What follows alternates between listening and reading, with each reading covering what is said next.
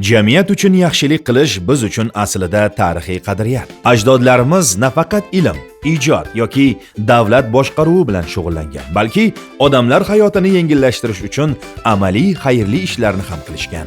Ularning ayrimlarini eslaymiz. Abu Ali bin Sino, buyuk qomusiy olim, hayoti davomida juda ko'p kambag'al insonlarni bepul davolagan.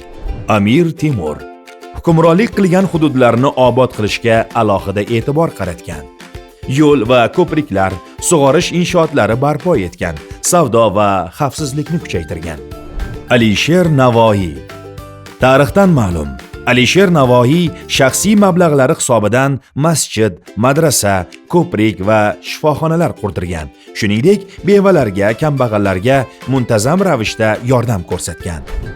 Mirzo Ulug'bek Samarqandda o'z hisobidan madrasa qurdirgan va ko'plab yoshlarning ilm olishi uchun sharoit yaratgan. Jadid ma'rifatchilari Mahmudxo'ja Behbudiy, Abdulla Avloniy, Munavvar qori Abdurashidxonovlar bolalar uchun maktablar ochishgan. Kambag'al oilalardagi farzandlarni bepul o'qitishgan. Darsliklar va ro'znomalar nashr ettirishgan.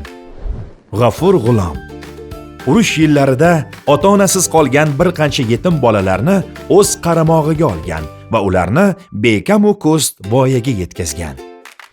Xudoyberdi To'xtaboyev nafaqat bolalar uchun asarlar yozgan, balki vaqti bilan bolalarga dasturxon yozib, osh berib turgani ma'lum. Ajdodlarimiz bizga bir haqiqatni o'rgatadi. Boshqalarga foyda keltirish ham buyuklikdir.